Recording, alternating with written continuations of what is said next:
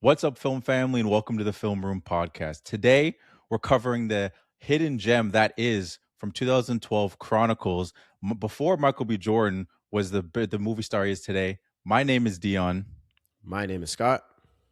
and today we have a special guest with us today, Yujen, who's with us and he's going to cover the movie with us. Today, we're going to talk about all the good and the bad of the movie, and then we're also going to give out awards at the end of the show called the Filmmies, so you're going to want to stay tuned for that. But before we get into that, we have to give our general thoughts. We didn't. I guess we didn't tell Yujen, would you like about to this. salute You the got to general with us? salute. You got to salute the general. Absolutely, bro. All right, General Two thoughts. general thoughts. So Scott, we'll start with you, Scott. First of all, thank you for being here. I want to thank Yujen for coming on the show. Thanks for Give a having me, shout bro. out. I'm Appreciate you excited coming on for the this, show. man. We've been talking Looking about forward doing to this for a this. while, so this is gonna be fun.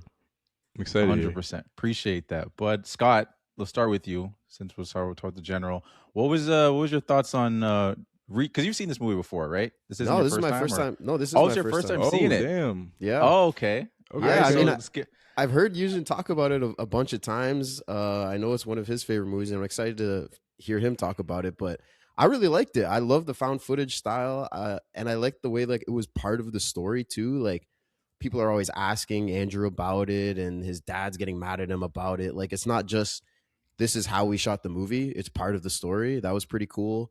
I love the boys hanging out as they discover their powers and stuff. That dynamic and the tone of that was all really good. Did not expect it to be so dark. God damn. Did I not suggested expect a that. movie you didn't expect it to be dark. Yeah, that's a good point. I probably should have seen that coming going in, but I mean, from the jump, the very first scene, like he's about to get his Yeah, ass beat bro. by his dad, and that's why he's starts recording stuff. And I was just like, oh, okay. And then he turns into Magneto, and I was like, this is crazy.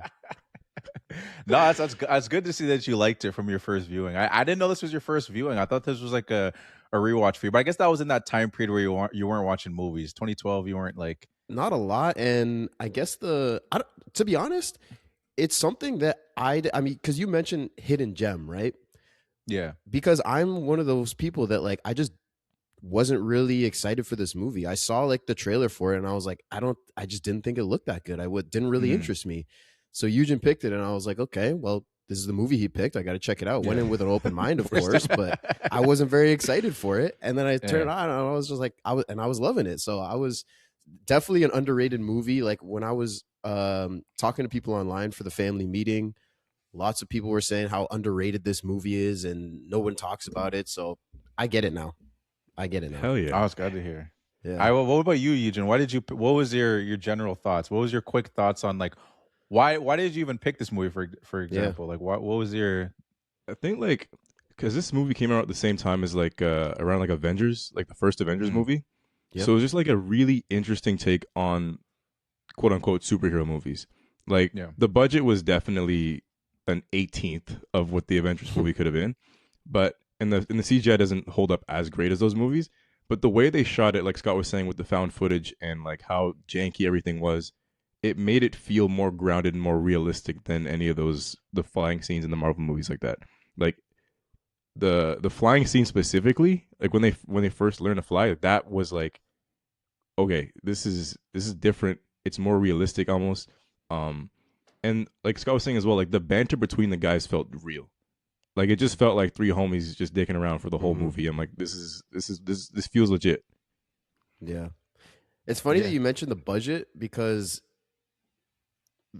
you're right. Like it feels like they're just shooting on a camera. I mean, we eventually see when the girl comes into the party and we see what camera he actually has. It's like this big ass movie camera. I was like, I did not expect it to be like this whole thing. I thought it was a little camcorder. But then we get to the end of the movie and they're like throwing buses and they're like blowing up buildings. I was like, oh, this is where all the budget went. It's all in the last third of the movie. 100%. Or the first very scene, like where they introduce the two characters and they're singing to Jesse J's music. That's True. What's the track? Price tag. Price Forget tag, bro. about the price tag. How much of the budget went into that? Like, Yeah, it's true. so true. Yeah. so that felt like time traveling. That dropped. I was like, I'm immediately brought back to that Oh time. yeah, Facts. 100%. Yeah, sometimes those needle drops immediately, especially when it's a song that came out in that around that time too. You're like, oh, okay, I'm back. Everyone's dressed kind of like that times too. It's just 100% feels like you're going right back. 100%. to that time period. But I agree. Like I think that's one of the parts I put for my general thoughts too. Is just like these feels like how teenagers would act if they got powers. Like it feels so genuine. It didn't feel like made up. It's like, oh, that's not how teenagers act. I'm like, yeah, this is how these kids would act when they first get their powers. That's something that I forgot about when I went back to this movie, because this was a rewatch for me. And to me, it shows how much this movie holds up also, because I showed my younger sisters this movie not knowing if they would like it or not. And like at the time they were like 15 and like 12, and they liked it. Part of me was also thinking like, oh, maybe it's just like a boys movie. I don't know if girls would like this, but they liked it. They're like, oh, that movie's actually really good. So it still holds sister's up. no ball. Your sister's no ball. That's just what it is, man. I guess so. But with that being said, maybe let's get into the family meetings. Let's hear what the family's got to say. Let's do it. I don't have friends. I got family.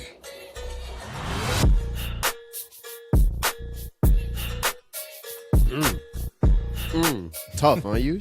Jesus, bro. Hey, we brought a musician into the cut, so now we can get some. You gotta send me that instrumental, bro. Tough, huh? Welcome we're to gonna the family meeting, ladies and gentlemen. This is where we talk to the film family online. I asked the question on Instagram and Reddit. Same question. What is your favorite found footage style film? I don't think we haven't done one of these on the podcast yet, have we? A found footage film? Yeah. No, because they're usually horror movies. Yeah, true. So I think that's why you probably wouldn't want to do them. This had horror elements to it, though. I swear it did. 100%, no, it did, dude. Yeah, like the whole when they're going down into the hole, like one's going at a time, and we don't know what's down there. That's 100%. Like Scott wouldn't have got powers if we were the cast. Scott's not getting powers because he's not going down that hole. Oh, that's crazy. Y'all are going down that hole? 100%. Nah, bro. That's crazy. That's crazy. All right. Well, at least there's three of us, so like at least I wouldn't go by there by myself. Fair. But it's like, okay, if everyone else is doing. Yeah, exactly. True. Safety and numbers. So you're right. I wouldn't be Steve. Steve just went in there solo on his ones, ran straight in there. That I wouldn't do. You're right. Second or third, I would go. Like if you guys are already down there, you're right. Okay. On IG, our boy Kobe, no relation. He said probably this one is his favorite. Honorable mention to Paranormal Activities. As you can probably guess, I haven't seen those. So, but what do you guys think of those? Are they good? It's been a minute since I've seen any of those movies, but like I feel like this was they don't hold up as well because like the scares rely on like a lot of like found footage. It didn't work as much for me like those Paranormal Activities movies. This one is broad daylight. You're like there's more footage, there's more fun going on, so it felt like more grounded and there's like and it's more supernatural because there's superpowers obviously, but with those movies specifically, they weren't as spooky as I thought they would be. Yeah, especially because at the time when those movies came out, that's like most horror movies. A lot of them I wouldn't say don't age well, but like what the standard is for scary always changes like every decade. Yeah. So like in the 10s, that was so fresh, those Paranormal Activity movies, then now there's like 10 of them. But like people were marketing like this is the scariest movie of all time. But like now if you go into it, it's like it's not that bad. I will say though, I remember seeing Paranormal Activity 2 in theaters with Jamari, and we were terrified. Like we actually left his house because his house, I'm not gonna say his street name, but his old house looked too much like the movie. So we actually went to my house to sleep because we were so scared. Damn. Yes.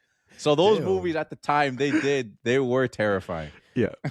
Yeah, they don't hold up as much. That's the only difference. But in theaters, absolutely terrifying for sure. Oh, yeah. See, but I wonder if the holding up thing is more because you've seen it, so like the scary, like they're coming, so it's not like a wow thing. You know what I mean? There's a little bit of that. Yeah. Speaking of Jamari, he also answered on IG. He said his favorite is Chronicle. Yujen picked an absolute banger for this week. So you got some. He knows ball. He knows ball. You got some credit. Like before seeing this, I would have said, I don't know, man. Chronicle. Like honestly, when you picked it, I'm not saying like, oh, that's a terrible pick, but I was like, really, Chronicle? Really? Why? Like, it's not like a popular movie, but whoever like the people who saw it at the time, I feel like hold it really close to their hearts, kind of thing. It's 100%. You had to be there. It was just so different because the market was like slowly getting saturated with those Avengers type movies, like the big blockbuster superhero films, and to have one that's just so grounded and so relatable to like a bunch of high school idiots getting powers, like it sticks better. I feel like I don't know. Mm-hmm. See, my hesitation going in, like the reason I wasn't as excited for it, because I knew that's what it was. I knew it was like, okay, there's these three guys, they get these powers, and then I remember from the trailer, I think you see them like when they're in the store, like the toy store, and they move the lady's cart, and like so they're just doing like stupid stuff. So I was like, okay, I get how this is like way more grounded, way lower stakes than like a big Avengers movie, end of the world type shit, right?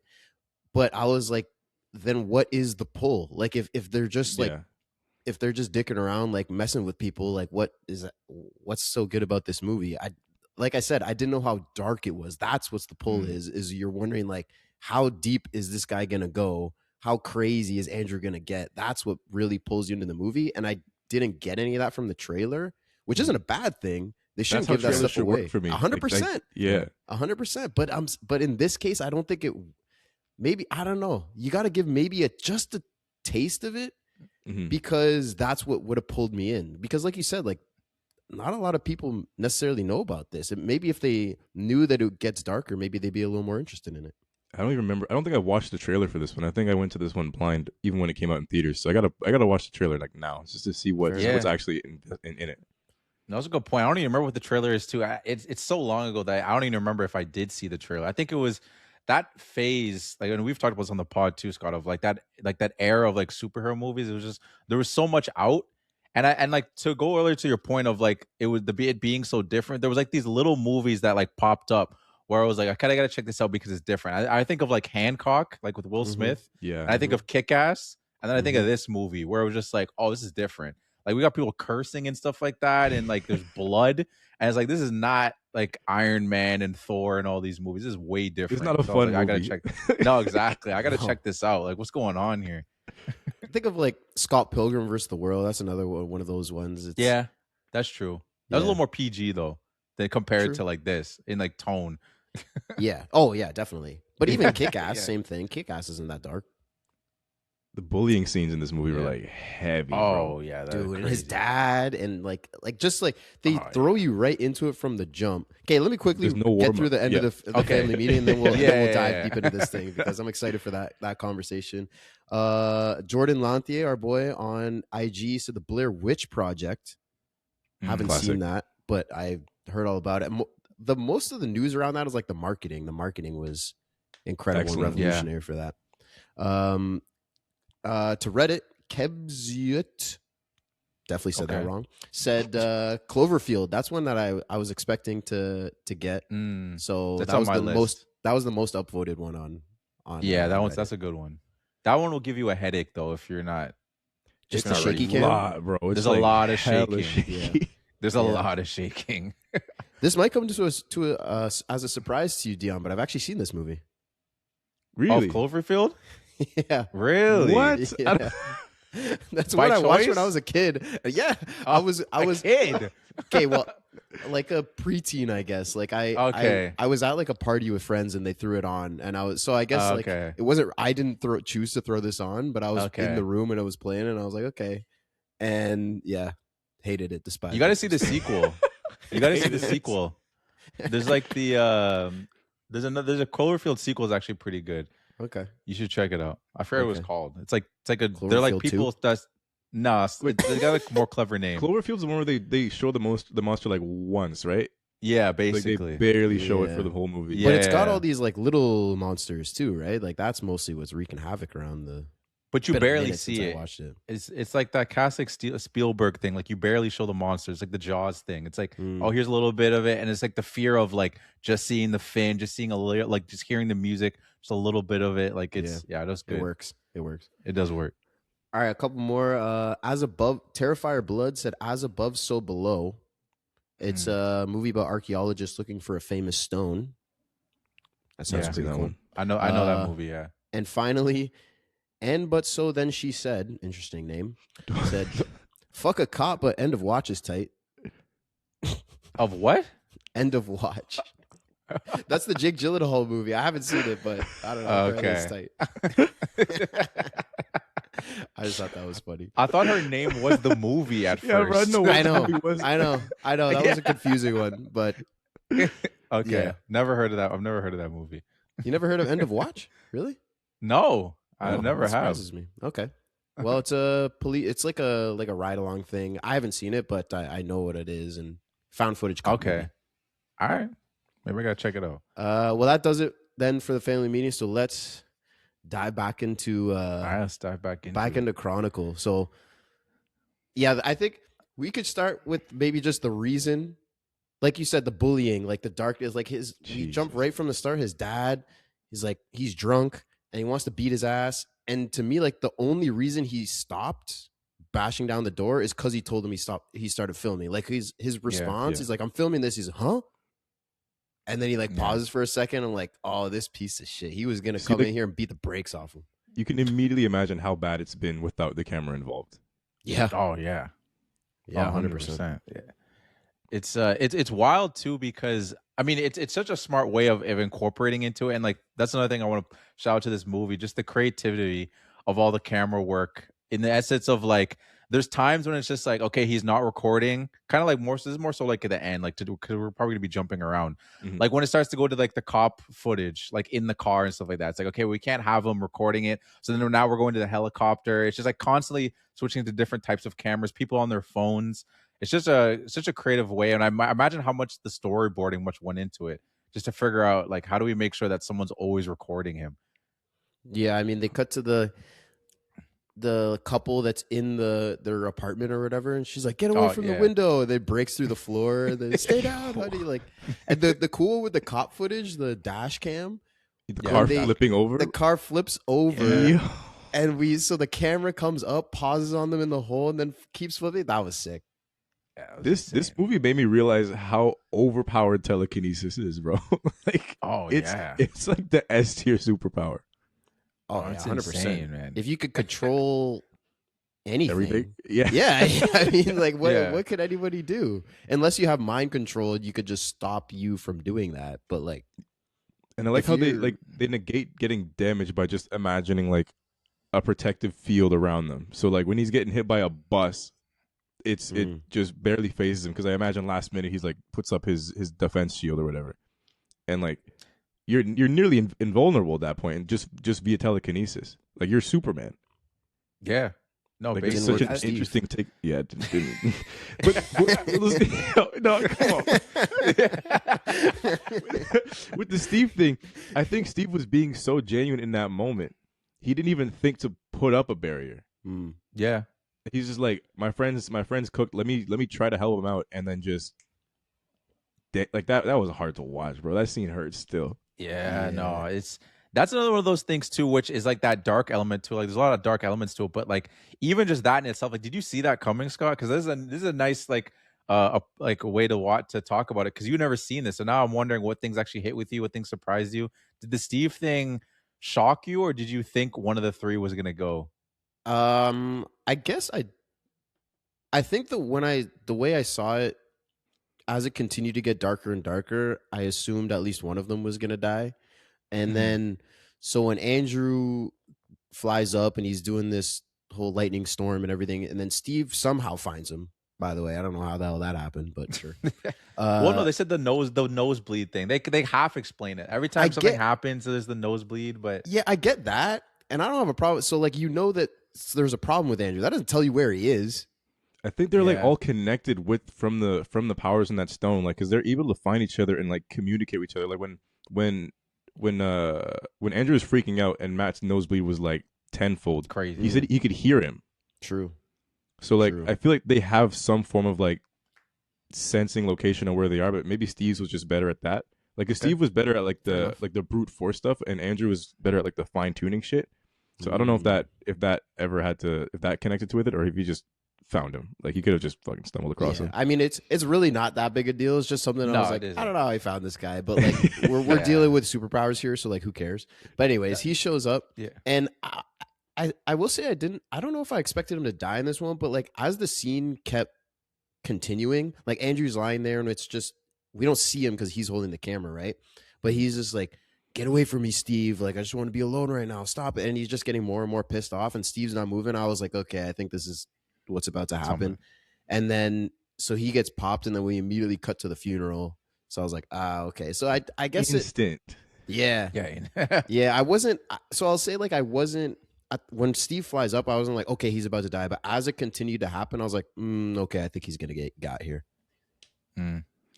I think another element of the movie that's really good too is just the way they handle, which I think again makes this so much different than any other movie that was coming out at the time, of like the slow build into their powers too. Like a lot of times we'll go into these movies, it's like, oh, I got powers, and it's kind of like full fledged, and it doesn't like grow. They just kind of just have their powers and they can do them. These guys, it's like it's slowly. I can do this. I can do this. I can move Lego. We're gonna just mess around, and then they can fly. Like, what was your thoughts on that? Well, I think a cool way of showing that too was the nosebleed thing. So like they first start, they're just throwing the baseball, right? And then he stops the baseball and we're like, oh, that's so crazy. And then his nose starts bleeding. You know, the scale just gets bigger and bigger of what they can do, but they always show us what their limit is by the nosebleeds. So that I think was done really well. So like when they start to fly, and then the Steve thing with the airplane, he gets knocked out, Andrew saves him, they come down. It's a quick little thing that like they don't, because a lot of times when the nose bleeding, they go like, oh, like watch out, your nose is bleeding, come get tissues and stuff. This one, his nose just is bleeding, so it's a little detail, but it just shows that he locked the hell in to save Steve.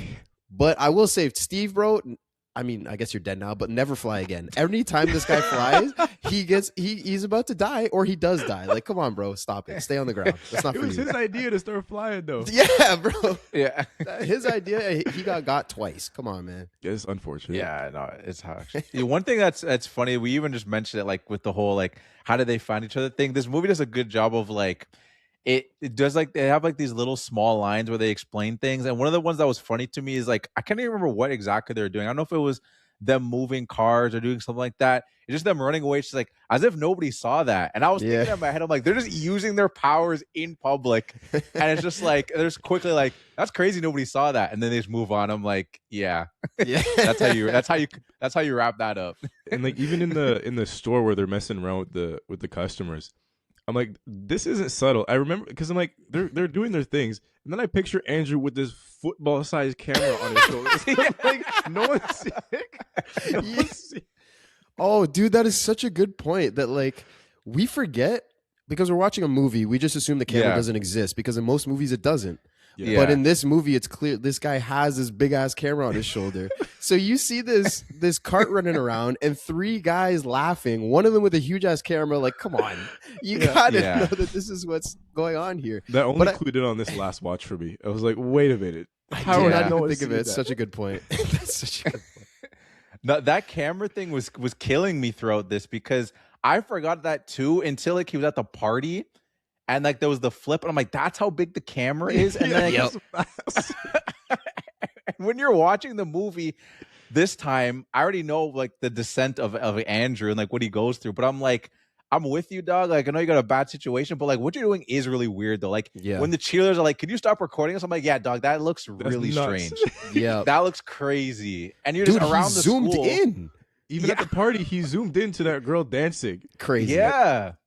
You earned that one, dog. You kind of walked into that. So like dude's like, are you recording my girlfriend? Yes, he is, and he's zooming in on her. Like frame is her chest. Like, yeah, you're right. So like you're like the whole of the bullying and the domestic abuse and everything, like all that stuff is horrible. So like you understand why he's a villain. Yeah, but you also understand like you're not helping yourself, bro. Like you're not like when he started recording at home, I was like, okay. He's doing this so that his dad will stop beating him. Yeah. Bring it to school and parties and stuff. Like, I don't know, dude. They try to stop him. That's a buzzkill, dog. Like I'm trying to let loose here. There's a guy with a giant camera. Where's that video? Where's that video going? Like I can't relax. Like a handheld camcorder is one thing, but the cinema camera that he's walking around with, that has a battery pack on his shoulder, probably like is such an inconvenience to everybody around. It's got a light on it too. Yeah, crazy. It looks like he's shooting the news. There's two of these people. There's the girl that's recording stuff too. I'm like, what is? I guess this is like kind of relatively early YouTube days. That's actually something I was thinking while the movie was going. I was like, if this came out today, this would just be a YouTube video. Yeah, but 100%. My thing is that 2012, it was way more accessible to get a camcorder. Like for him to get that giant ass camera, you can almost understand why the dad's like, you spent $500. Yeah, like why did you get such a big ass camera? You're just recording day-to-day things. You're not making a film. Filming your ass beat in 4K, dog. It's not necessary. Your mom is going through it right now. We need money for her bills. Like, where did he get the money for this camera? I don't think they ever explained that. I don't think they ever explained it. That. They don't have to, but I don't know. Don't. Like you can understand that from his pops. Like, come on, bro. What are you doing, man? Like, we have no money. We're living in the slums. Your mom we needs medication. Then and you're just spending like $90 a day on liquor though, like just guzzling. So like no one's being responsible in that situation at all. Yeah, no, that's a good definitely point. Not. Did you? I'm another curious question with you, Scott. Like, did you see the see Andrew turning into what he turned into? Like, were you predicting that as the movie was going along? Because I feel like they did a good job of like, okay, he did the thing where he pushed the car, but then it was like, okay, these guys are kind of getting kind of wild. But then he kind of pulled back and he's like, no, we got rules, dude.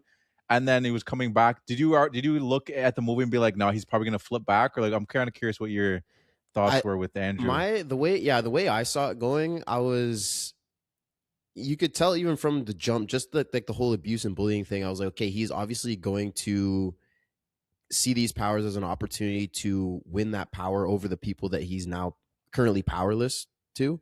And the other guy, Steve is popular class president, and Matt is a popular guy too. So they're just going to be chill with it. So the way I saw it going was they make an emphasis on his dad and the bully at school, the guy that's like slapping him around and making fun of him, right? So I thought Andrew was gonna, like, the extent of his villain stuff was gonna be killing his dad and maybe that guy. I didn't think he'd be like, screw the whole world, I'm stronger and better than everybody. Like I said, like, he's Magneto. I didn't expect that. It escalated. Yeah. Like when he flies for the first time and he's like, the ground starts to levitate too, and then he starts to levitate. I was like, okay, this is just X-Men. Like, I'm just watching I'm just watching Magneto right now. But that doesn't make it a bad thing. No, definitely not. Magneto can fly. I guess Magneto could fly like when if he's wearing. Is it because there's iron in his suit, or is he just using his blood and pulling him up from his own iron? Pulling his own helmet up. Yeah, like I don't even I think about that, how Magneto flies. Because this movie also made me realize that, like, I didn't when I think of like telekinesis, I'm thinking you move things. I never think of like, oh yeah, people that have telekinesis can also fly. I don't know why that immediately doesn't. I just assume their power is also flying. Yeah, I never thought about that. Well, I think it depends. You could set whatever rules to your powers as you want in a movie, right? So some people might have telekinesis where you can't fly. They just can in this movie. Like with telekinesis, I'd just be the most accurate 3-point shooter of all time, and that's all I'd use it for. Just greed. Yeah, that's such a good. Just be MPJ.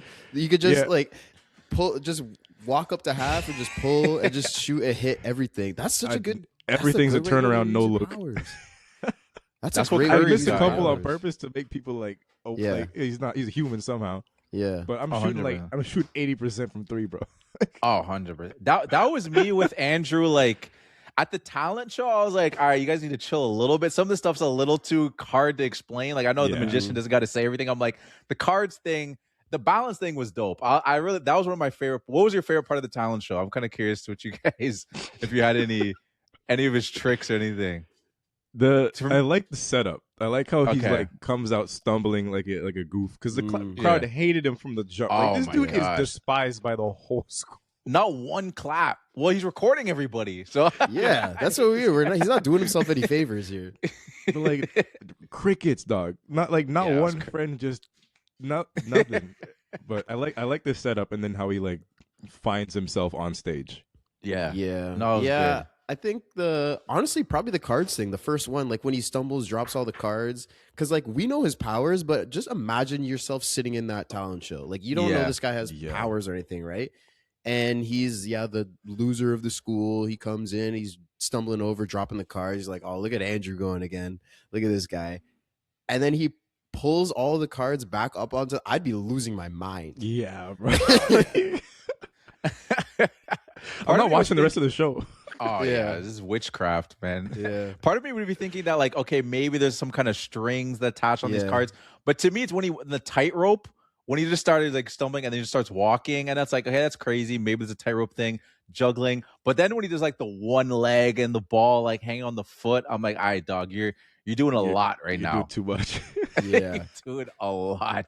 Yeah, but I mean, it worked that he goes to the party and he's like the man of the hour. They build him up, and I didn't know he was gonna fall right back down. I mean, it makes sense for the way the story, like, again, it just gets darker and darker. I thought maybe this was a turning point for him, and I was like, okay, maybe he's gonna see the popularity, and he might still think that he's stronger than everybody, but he might take it in the direction where he doesn't want to kill everybody, but he just kind of like, look what I can do, and I'll use this to be cool. And then he fumbles with the girl, and I'm like, oh no, that is the worst thing that could have possibly happened. Yeah, it's over. No, it's over after that. There was no recovering from that, bro. I felt bad for him. That was tough. It's a nice little touch too. Also, the fact that like the girl that was like the cheerleader that was grossed out by them like recording is the same girl that was like, oh, like you're the magic guy. I was like, okay, now she's turned around on him. Oh, was it the same she's girl? Like, it was the same girl. Yeah, it was the same cheerleader. Oh shoot, I didn't know that. Actually, it was something I did see though, was the girl that like that he hooks up with or is going to hook up with is actually Dane DeHaans, who plays Andrew. It was his then girlfriend, now wife. Oh really? Yeah. What? Oh, snap. Okay. Yeah. That's nice. That's crazy. Yo. That is crazy. All right. Yeah. I didn't know that. I didn't know that either. That is interesting. You know what I thought was also crazy too? Like I remember when, because I actually forgot what happened. I didn't remember that he puked on her. When like Steve was going up to like record him, whatever, and you just hear screaming like, "You're disgusting." I'm like, yo, what happened in there? Like, I don't know what you thought Scott happened in there, but I was like, did he do something with his powers or something? That's what I thought. I thought he started like fingering her without touching her or something, and then she was just started freaking the hell out, and then like she was just like, "What? Bro, what is like going her on?" reaction is so. He threw up on her grill, bro. Like, yeah. That's gross. That's tough, gross. Man. You can't. I'm not keeping my cool after that. No matter what, you got to be upset. Like no one's staying calm in that situation. The thing that surprised me is that she actually told everybody, because like the next day at school, everyone's making fun of him, and I'm just like, why would you want to tell that story? You got puked on, isn't it? I don't know. It's just not as bad, I guess, but yeah, I feel like saving face. I don't know. She ran out of the room and like. I assume she ran to the bathroom and like cleaned herself up, but you would assume some people maybe saw her. And then, yeah, that's true. I mean, this is high school, dude. Everybody tells everybody everything. Like that 100% would get out. One last thing actually I have on the party is because we see him, he walks in, he's dapping everybody up, and he's like the man of the hour, right? He's playing beer pong, and he shoots 2 balls at the same time. What kind of house rules is this? Like, come on, man. That's just not. What are we doing here? He at one point he bounces it off the table and no one smacks. No one slaps it away. Like, what are we doing? That's what I'm saying. Amateur hour. I was thinking the exact same thing, and I was also going to your point of like miss one, dog. Like it looks a little too suspicious. Just miss because you can get the next one. Just get one and be like, oh man, that was bad. You know what? Watch this next one. Then you show off. You know what I mean? If you're just hitting everything, it's not as impressive. You guys see you hit, miss, come back. You know what I mean? Like it was a little too much. That's the scene where I'm like, I'd be the next Steph. That's the one scene in the movie where I'm like, all right, if I had these powers, I'd be playing all the sports casually too. I wouldn't play defense ever. I just make everyone miss with my contests.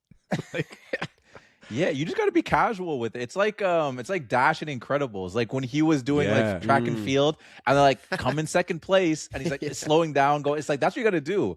Just be second place all the time. That scene is so funny. Slow down. Wait, but don't lose. Keep going. The dude next to him is like, that's an amazing moment. Yeah. Oh my goodness. That's all you got to do. The sports way is such a better way to make money.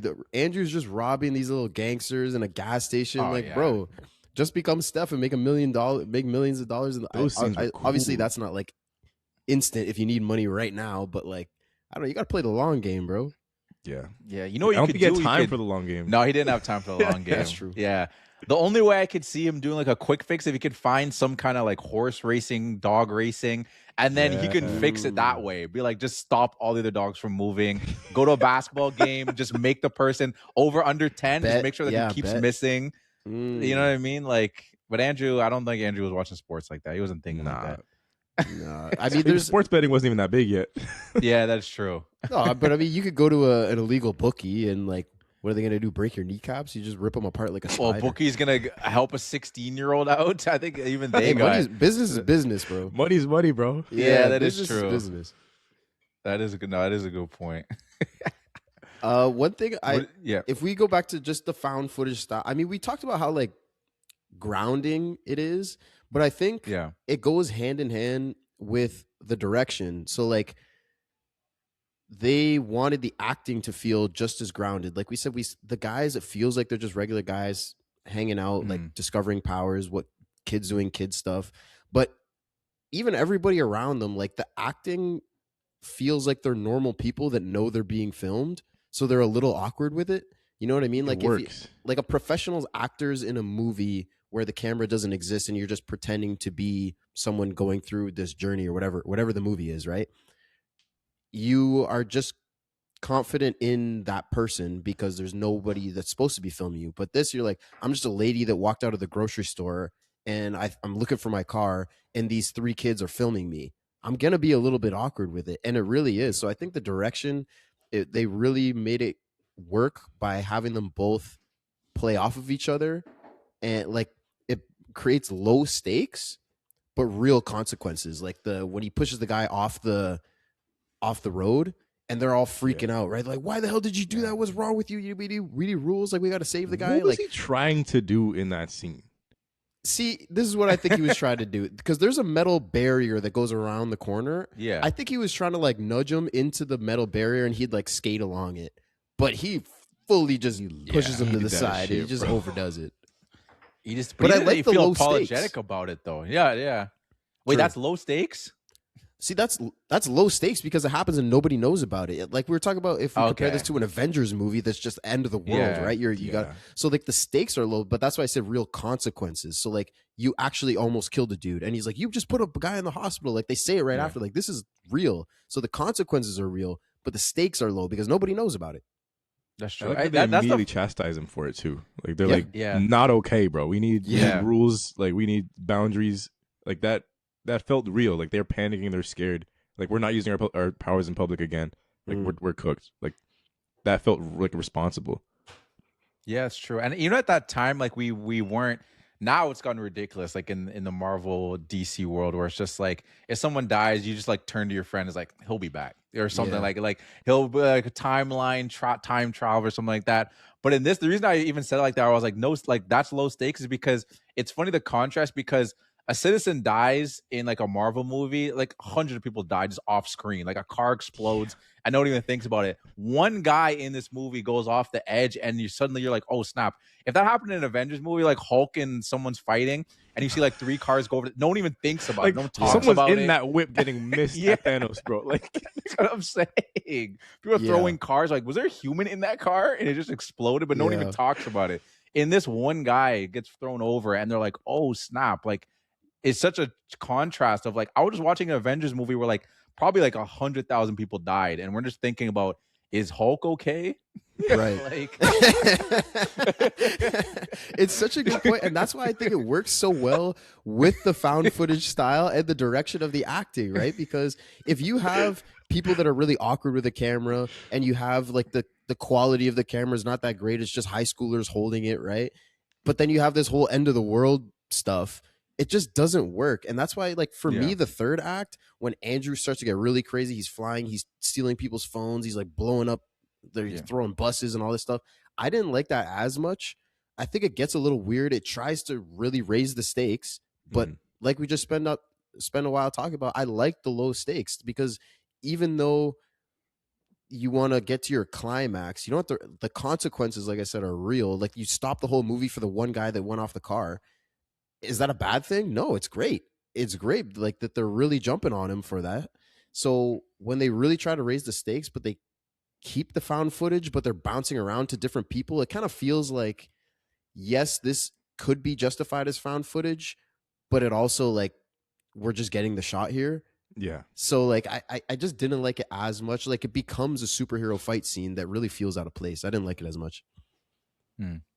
What would you have done in contrast? Like, I'm not trying to put you on the spot, like build up a whole new scene for how the movie should end. But what was the Yeah. aspect of it that like didn't work with you that maybe you would have been like, we could have got like in a smaller location kind of thing? Like, do you want it to be more intimate thing, or I think you just change Andrew's arc to be kind of more like I said, like he kills his dad, like that's where it gets dark, or he wants to. Matt can save him, that's fine. And maybe the bully, and maybe someone else that's being an asshole to him, or I don't know. But I just don't like the whole I'm the apex predator and I'm better than everybody, and that came out of nowhere. Felt like I'm gonna take over the world. Like it becomes an Avengers movie when what was so great about it is that it wasn't. Yeah, that's fair. You know what I mean? That's fair. Like you can see him slowly escalate into insanity, but then to just be like destroying everything, I'm the apex predator, felt like a little bit of a jump from like the last where he was at. Like the insanity makes sense. Like he's clearly losing his mind throughout the movie.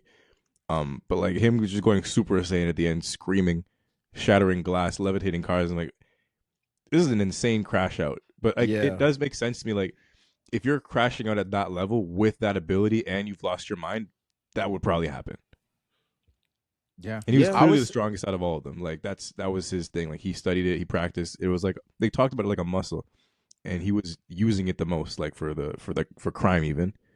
So by the end, he was just like leagues and bounds stronger than the rest of them. And like I feel like if we got a sequel, those guys would have been like super OP. And so we just got like a glimpse of what their powers could have been at the end. But I see what Scott's saying though. It kind of ramped up a lot towards the end.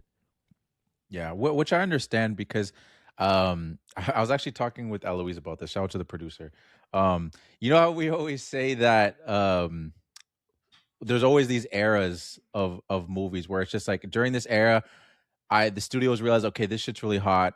We're gonna make a bunch of gangster movies. You know, like Goodfellas did good, so now we're gonna, hey, Martin Scorsese, help us. We're gonna do a bunch of gangster movies. It's in the the late 2000s to 10s. We're gonna do superhero movies. Right now, biopics are getting popular again. Before it used to be, there's always something. There's always something that's really hot. And at that time, it's funny because I think what a lot of people were trying to do, they're trying to make certain types of movies, and this movie is basically just a school shooter movie. So I'm imagining these guys wrote up the script, and they're like, we want to kind of make like a school shooter movie, and the studio was like, okay, but do they have superpowers? And it's like, okay, I guess we'll give them superpowers. That's what this movie is at the end of the day. That's what it is. Damn. And it just, that scene, that ending thing was just him becoming the full-fledged shooter. Terrorist, bro. Like that was crazy. That is a good point. So maybe that's a way to kind of like lower the stakes a little bit. Like I think just make it the school. Yeah, exactly. Make it the school. Like everybody you guys are all bullying me and laughing at me, and everybody here is an asshole. And my dad, like his situation at home sucks, but like there's no way he goes through life and there's not a single person just out in public that holds a door for him, or like, you know, is just a nice person to him. So there's no way he's just like everybody on earth is an ass. Like, yes, everyone in my high school sucks, and like my dad sucks. But so maybe if you keep it down to that, you do something at school, then it's still like, it still raises the stakes from just one person off a car, but it doesn't like go to the whole world. Like he read one book on apex predators and he's like, all right, we're set. I'm locked in. I'm him. Like, I'm good. Yeah. Man turned into Randy Orton, bro. Like he went absolutely insane. But you know what it is? Like as I'm saying that too, like, I mean, it would be never a good time to do it just based off the statistics in the States. But I think in 2012, I think that the optics wouldn't look good though. If they actually did make it just the school and he's killing a bunch of kids, I don't know how that might not have held up as much. But like even the scenes where he goes after his bully in the school and just rips his teeth out. Oh, crazy. My God, yeah, crazy. That was insane. And like, how that was shocking. Like that was shocking.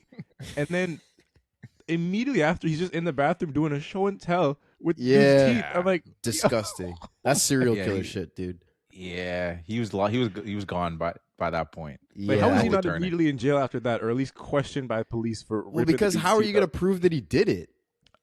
Something, man. Like everyone saw that. Everyone heard that was the weird thing. He called his name out and went, vroom, gone. What?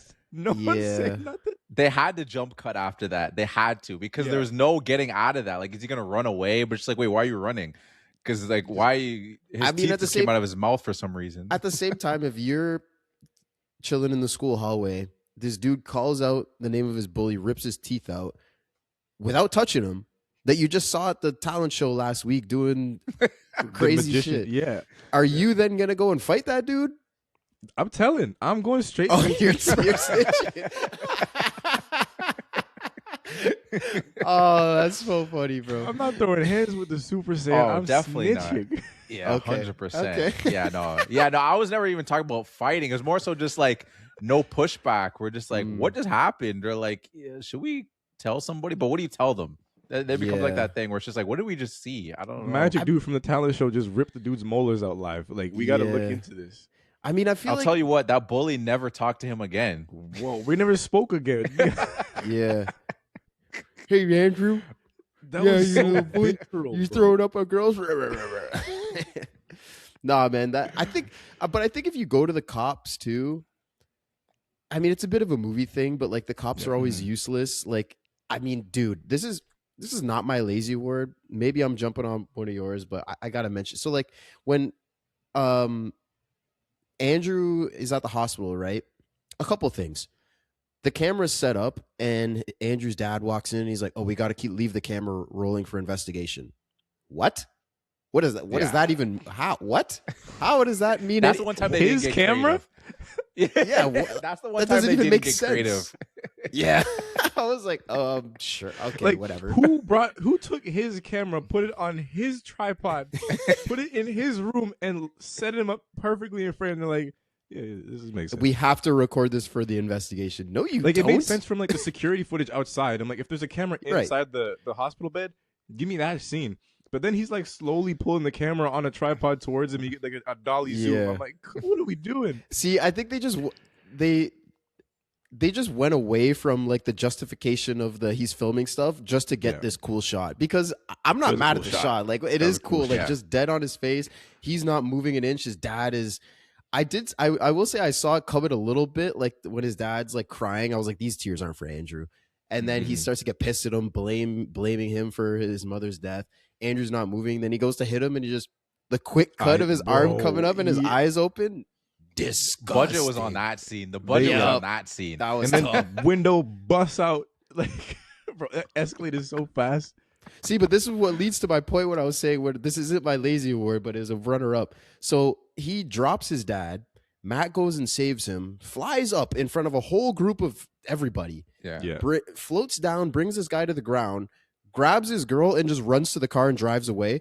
There's a scene where there's cops sitting there, and they're watching Matt, and they let him leave. I'm like, you cannot let this dude leave. This goes back to the point. Come on, bro. What are you doing? You see a man fly? No, but what are you gonna do? I see a man fly, and even if I'm a cop and my job is to protect, I'm like, I don't know if I can shooting this dude, bro. I gotta at least ask him a question. I gotta be like, hey man, can you stick around? Like, we gotta ask you some questions. If he flies away, like, what am I gonna do? Like, I get it, but like, they just stood there shell shocked and didn't do a damn thing. Like, come on, guys. I like how they chained him up with one handcuff. Yeah, to the gurney. He should be in a straitjacket in a box somewhere after that. In their defense, they didn't know though, because they just saw him robbing a gas station, so they assumed he was just a normal guy. But it was on the security footage of him taking the gun from him, levitating it, and yeeting it into a gas tank. Right? Yeah. Why is he doing that? Come on, Andrew. That was weak. That was my lazy award. Okay. That's fair. That's fair. And honestly, to that point, he goes back into our investigation thing.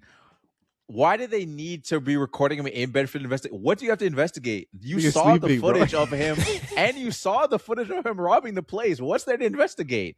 We have the footage. That's what I mean. Like, you take the footage, plug it in your computer, and you can see him. You saw him rob the gangsters. You saw him put on the suit. You saw him. You saw him do all of this stuff. Why do you have to leave it at the bed recording? That doesn't make any sense. In case he talks, I don't know. Like, it just didn't.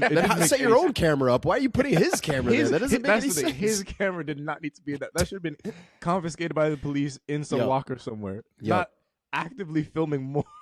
That made no sense. Made no sense. Pissed me off a little bit. Like I said, the ending of this movie, I didn't love. Even just little things like that. I was just like, what is this? What is this? That's fair. What did you guys think of his is like a burglar outfit, just being in the firefighter costume. Like when you turn to the dark side, I get it because it's there's a little setup earlier when he's talking to Steve in the car, right? And he just says, "My dad's a firefighter. Well, he used to be, but he got injured." Blah blah blah. So there's like that little nugget in there. So like when he pulls it out, I'm like, okay, it makes sense. He has a firefighter suit. Yeah, and I think it worked perfectly too because I even forgot because I was like, why is he in this firefighter suit? And then when he goes to the gas station, then it explodes, and then that's how he basically survives because he was in the suit. I'm like, okay, that was a good setup for that. Because I was in my mind, I was thinking it does look tough though. It looks like some kind of like it's like that's like his transformation where he's almost like Michael Myers. Like now I'm putting on the mask, and now I'm like this evil being. Yeah, exactly. So I did like it. Yeah, that is a good point, and that actually reminds me of the scene with Steve, like because Steve gets a little bit of character depth too, right? With his parents' situation, you know, he says they're fighting all the time, and my mom's cheating on my dad, so like that is what brings him down to Andrew's level, so they can kind of like they're building the bond. Matt is his cousin, so they already have a little bit of something there, and he's I don't know, he's kind of like the weird, awkward movie character where it's like, yeah, I'm a cool guy, but I'm actually just like a drama geek, so I can be with this girl. Yeah. So, but Steve, I think, you know, him, because Andrew's thing is like, you guys were already cool. You guys weren't, before any of these powers, you guys weren't messing with me, right? So like that's a thing that brings him back down. Is like, no, I'm actually more like you than you think. So I like that aspect of it. Yeah, no, I agree. I like that aspect. There's one thing with that, and it's always funny because we talk about how we like the movie, but then there's nitpicky things that just like made you laugh, and just like I don't know how he got the girl in the end. He was so lame in every interaction with her.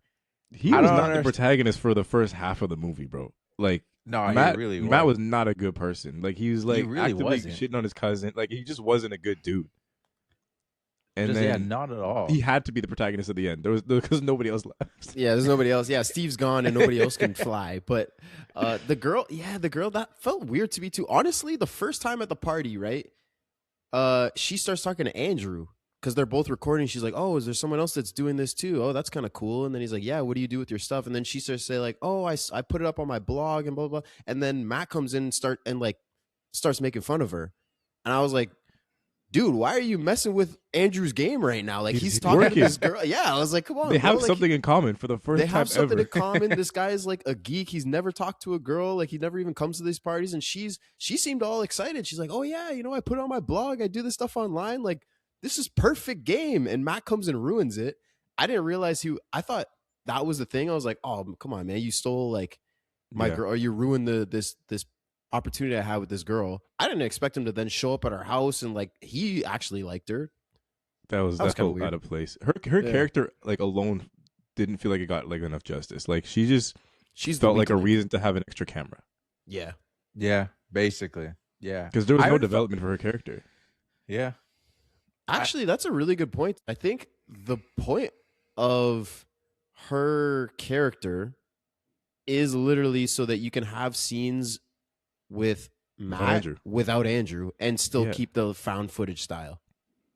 Yeah, that's literally the point of her whole character. That is literally the point. Because otherwise you're just like, that's what I was saying. I appreciate their creativity. Like, let me just find all these different ways to have the cameras. There's the one cute one where it's just like when it's Andrew and Matt in the air, and he just grabs everyone's phones and puts them around him. Where it's just like, well, why is he even doing this? Like, I don't even understand why he's doing this. But it's like we already got to find a way so we can get all these shots around them. But the shots were cool. No, they were cool. So I will give them that. But there is one thing that I saw online, and like it obviously never ended up being a thing, but they were gonna make a sequel to this movie, which I thought was so interesting because I'm like, what is the sequel? There's one guy left, and it's like, it's like an origins of like where, like, well, I want to hear your guys pitch, like your quick. I'm putting you on the spot here, just off the dome. If there was gonna be a sequel, what do you think it would be? I feel like if they had to do a sequel, it would probably make more sense as that wouldn't be a prequel. It'd have to be a sequel. Like someone else finds the same rock. And maybe they're like immediately just a bad person, or like a psychopath in the woods finds it, like a serial killer in the woods finds it, and like, okay, this is a problem. And then Matt has to come out of hiding because he's been hiding his powers for the last 15 years goes by, and he's like a little older, he's like out of practice, and then he actually has to be a hero. Like that would if they had to make a sequel. I like that it ended like kind of ambiguously. Like, we don't know what Matt's up to. But if they had to be a sequel, that's like the best pitch I can get. No, that sounds good, because I remember them saying that like it was the initial like idea of the movie was written, and they said it was dark. So I was like, that goes to your point of like someone messed up finds it, and then I guess they start doing some messed up things, and Matt has to come out of hiding like he's freaking, I don't even know, like just like some returning hero that nobody even really knows about. But I like that pitch. So what about you, Scott? I was thinking something similar, because they never tell us what the alien thing in the ground was, or where it came from, or where it went, or anything, right? So they could easily just do that again somewhere else, and give someone else powers, and you can have it completely separate from Matt and not even involve him at all. Another way you could go with it is have like Matt and the girl, I can't remember the girl's name. Oh, the girl's name. I actually forgot her name too. Say they end up together and they have a kid, and then that kid has powers, right? And maybe you don't go the way of like bullying and making them a villain, because you just did that in this movie with Andrew, but you instead take it the direction of like Matt is like teaching them to use their powers, and they're kind of building them up that way. And obviously, because in stories the kid is always stronger, so they're like way more OP than Matt even can be. And then maybe something happens to them, and they start to be like not like necessarily like Andrew, like a scorched earth thing, but like they have a dilemma where they need to steal money or they need to do something wrong, and Matt has to like try and convince them to stop, and then tries to like physically stop them, but then they're stronger. You know what I mean? Like something with their kid. That could work too. He could be like a vigilante, and it's just not going well. He's not good at it. Yeah. No, so there's a bunch of ways. I'm trying to think the way he said, like, because I saw it was the writer, he's saying that like, oh yeah, like they liked it, but they said it was pretty dark. I'm like, this movie is already dark. What did he write up that they were like, that's a little dark? This was dark. Like what? Someone need to check this guy's search history. Like I don't know what's going on in that mind. That they had a movie darker than this. Was it the writer that wrote it? Because I actually read, when I was doing research, I saw the writer was actually, he's been accused of like a whole bunch of sexual misconduct why,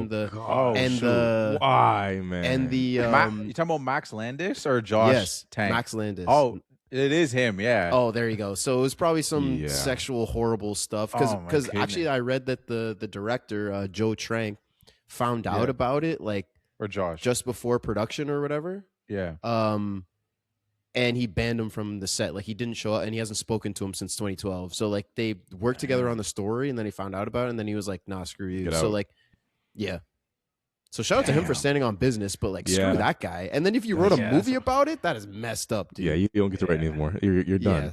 Put the pen down. That's wild. Yeah. Damn. So that's probably why we didn't get Chronicle 2. Yeah, but I guess that's why. To Yujen's point, like I don't think we need it, dude. This movie works great. No, I on don't its think own. we did. Like it ends on the hills of Nepal with the monks. Maybe that's where you could go. Like Matt's kid goes to the temple and starts, becomes a monk or something. I don't know. Yeah, maybe. I'd watch it. Yeah, I'd just be curious. It'd be definitely one of those things where if I saw Chronicles 2, I'd be like, all right, here we go. Let's see what it is. Let's see what we're doing here. I want to see a first trailer and then see Michael B. Jordan's coming back. I'll be like, okay, here we go. Everyone's coming back. Bro, seeing him without facial hair felt like a jump scare every time. Oh my God. Every time. I'm like, I shouldn't be seeing this. Yeah, and like he looks for most of the performance, I was like, I was thinking, man, he is a way better actor now. Like the performances have just gotten way better. But at the same time, I was also like, okay, let me give him the benefit of the doubt, because like I mentioned earlier, I was like, I think that's the direction. That's what the director was telling him. He's not supposed to be like, he's supposed to be a little weird because there's a dude with a big ass camera in his face. So I get it. I was thinking to myself too that it must be such a weird acting exercise, because everything you're in is always don't look at the camera. So now it's like, hey guys, we're gonna do this movie where you're looking at the camera. Like it must have been such a weird, like mind fuck. You think it'd be harder to act like that or easier? I don't know. I think it'd be harder because you've been training your whole life to avoid it. To like you say, don't look at the camera. Like you act like it doesn't even exist. Whereas now it's like a part of the story. You're asking about it. You're like, hey a man, character. don't you think it's kind of weird that you're bringing this camera around? Whereas like in every other movie set, you're pretending like it's not there. So I feel like it'd probably be harder. But I didn't see anybody speaking on that too, which I guess that's just like any found footage person you like find an interview. But yeah, I can imagine that being so weird. Just like, oh yeah, just don't look right at it. It's out there. We're not actors. We don't know. No, exactly. But you guys have any other points, or should we jump into the family meal? I don't know if you had any other. I got one last little thing. It was yeah, it's actually just a little fact. Filmmies. So originally, the end of the movie, Andrew brought his father out and ripped his limbs apart like the spider. You know when he lifts the spider up and just like boom. Yo, apparently who's that for?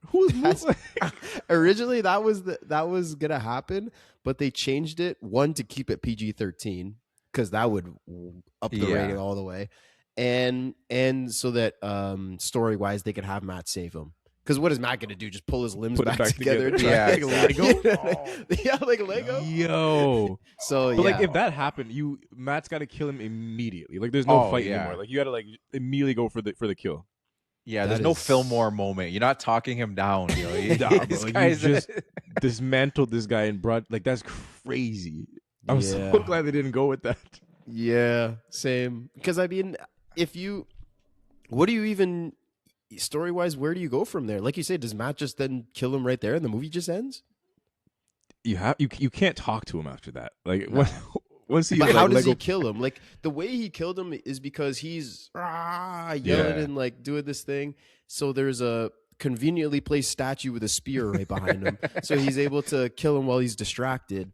But like Andrew is stronger than him, so if he like we see it, they fight. He tries to talk to him and they fight, and he gets out. So like if he just poofs his dad, what does he do? What does Matt do? Run? I don't know, bro. I'm not. If once that happens, I'm out. Like I'm not. If I can't kill you, I'm out. You're good. Like I'm not dying for this. That's your cousin. Some kind of distraction or something like that. That's the only thing I can imagine.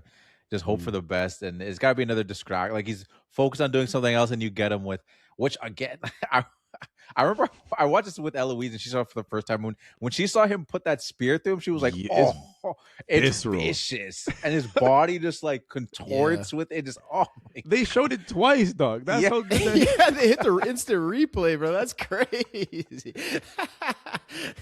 Dude, I was more taken back by the spider thing. Like when he picked him up, he's like, okay, I can do things with living things. And then he starts to stretch him out. I was like, no, don't do it. Pop.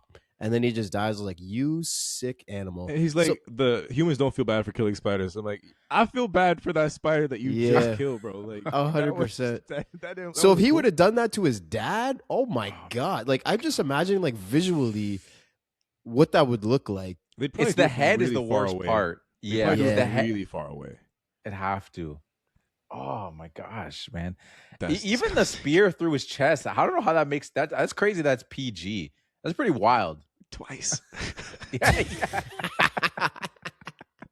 Twice is actually diabolical. I didn't even. Whose idea was that? Why did that happen? You know what, bro? They were in the cutting room floor and they saw that happen. They're like, you know what would be lit? If we ran that back again. Run it back. Oh, my goodness. That's crazy.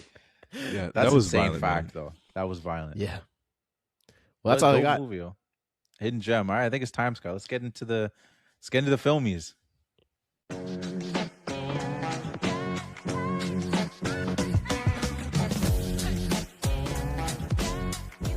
All right, ladies and gentlemen, welcome to the Filmmies. This is our award show that we do at the end of every episode. We got 6 awards. So we're going to jump into it with our first award being the Fit Check, best or worst fit of the movie. Huge. Do you have a fit? Who gets your Fit Check? I have a best Fit Check. I had Andrew the Magician pre-throw up.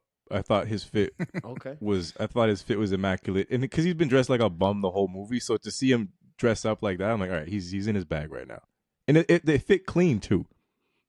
Yeah, no, I agree. That was my runner up. I went another route with it, but I definitely had that on my running of like, I like this fit because, like you said, he's just bumming it throughout the whole movie. See, but here's another thing that he's wasting money on as opposed to his mother's no. cancer It was medication. Steve's suit. It was Steve's suit. Steve loaned him a suit. Yeah, Oh, Steve did Yeah, loan yeah. him a suit. Steve loaned him a suit. And it's just fully tailored to Andrew? Okay, sure. Yeah. Okay, yeah. They just have the exact same Yeah, body same build. shape and everything. Okay, yeah. But actually, yeah, that is a good point that Steve lent him the suit. I forgot about that. So that takes away my point of They cover their bases Yeah. with just these little lines. Very They barely, always- bro. just a little throwaway line just so that a guy like me can't say, hey, man, stop wasting money on tailored suits and help your mom with cancer. Dion, who gets your fit? So my fit, I actually went worst fit route. We don't know. We don't always do this, but I gave the The worst suit fit. post throw up? No, it's not. That would have been a good layup. Honestly, that could have been a good layup.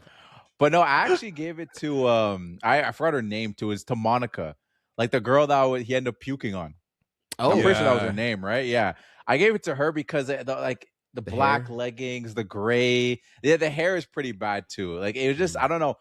To me, also, she just felt so out of place at that party. She felt like it's that classic thing where they get older people to play high school kids, but she didn't look like a high school kid. She's And also I- like taller it- than him. Yeah, it just looks so weird. It almost looked like a mom sitting next to him on the couch and everything. I'm like, this Damn. looks really. She don't look It's that not even- old. it's- Jesus. it's- no, His it's wife, not bro. even. It's not even in the sense of of her looking that old. It's just how young Andrew looked next to her. Yeah. He looks like a teenager. So to me, it was just off-putting. But yeah, I wasn't feeling her fit. If there's mostly the red wig that was just to me, it was just like it was Apparently just so pink. off-putting. They said it was pink in the movie. Oh really? They addressed her as the girl with the pink hair. Yeah. Oh yeah, you're right. Yeah, but that And I shit was looks like- so red. I'm like, I thought it was red, but I'm colorblind. I got nothing to say. and for anybody that ever watched Hannah Montana, if you search up Lola from Hannah Montana, she was giving me Lola. You remember Lola when she yeah. when her friend Lily was like undercover with her as Hannah Montana? That's exactly what that fit was. It's very much the times. That's when Hannah Montana was at its peak. So She looked she like was a giving plant. me Lola. She did. Yeah, maybe I it was just wasn't very. feeling it. Maybe it's just a Lola coded fit. Maybe that was the thing. Like it was popular. And... Lola coded. But yeah, Monica gets my worst fit for that. I was not Okay. feeling that at all. I apologize to the actor. You didn't look that old and you don't look old. I just Yeah, that was Just next nasty, to dude. A Andrew? mom. God damn. yeah. I Just see what he next to meant though. Andrew. Like, no Yeah. shade, no shade. Just in contrast. Just the contrast was. Okay. How about you, Scott? My fit, I gave it to Steve, and it's when he moves the parked car, and there's nothing crazy about the The fit. red puffer? I just thought it was clean. Yeah, he's just jeans, a gray long sleeve Mm. with the red vest over top. It was just a clean look, and this has nothing to do with the fit, but it's the part of the movie, so I'm just gonna shout it out. When he moves the car. And then they're like, "Oh my god, that's crazy!" And then he comes right into the camera, and he's just like, "Oh, Steve Montgomery for president!" I was just like, "Yeah, hell yeah!" It just to me that added to the fit too. It felt just the real. confidence. That's what No, it that's did. what you'd be doing if you figured out how to move a car with your mind. hell yeah. Oh, 100%. And I was running for class president. Drop the govy straight to the camera. Bro. Oh yeah, 100%. Steve Montgomery 100%. for president. There's even the moment too. Like I mean, maybe this is gonna be on your guys' awards later on, something. But I'll just mention it regardless because something I thought was cool is the. After they fly and they're like, look in the camera, say I can fly, say it with your chest. I'm like, that was another real moment too. It's Yeah. like, yeah, you would, there's a camera in front of you, you start freaking out. Like, I just flew. Like, this is crazy. Like, that another moment that felt so real, just like that when he was going crazy after moving the car. I was like, And this even is and so another thing, dope. right after moving the car, the girl comes out and they're like, "Oh, she doesn't know where it is." Yes, this time the black guy did do it. Yeah. I was like, "All right, guy." that popped me It though. I was thought that was also funny though. 3 feet from the car with a telescope. Yeah. Yeah, I don't know, man. Some of this, yeah.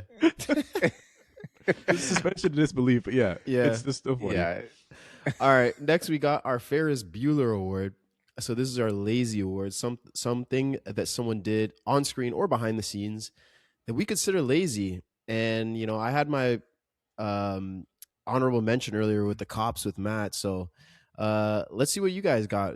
Huge. Well, he teased his a little. He teased a little earlier. He said what it was. I think. Did you? Yeah, Oh, yeah. right. What was it? Just say Like it again. when he disarms the dude at the gas station, Mm. and then because the gun's out of his hands, Yeah. and the trigger gets pulled like 10 yards away into the propane tank and blows both of them up. And I'm like, what happened? Wait, does that mean Andrew pulled the trigger? I feel like Andrew pulled the trigger That's a because good there's no way question. because the gun was out of the guy's hands, Yeah. facing the propane tank on the street, and then it blows up. So I don't know if it was like a spark or something. I don't know how that happened. It didn't make sense to be watching it. I watched it like 3 times on replay. Like, what just took place? Yeah, I don't know who pulled the trigger. I thought that my initial thought was the guy pulled the trigger and then Andrew pulled it last second. But no, because the gun was the thing that threw it.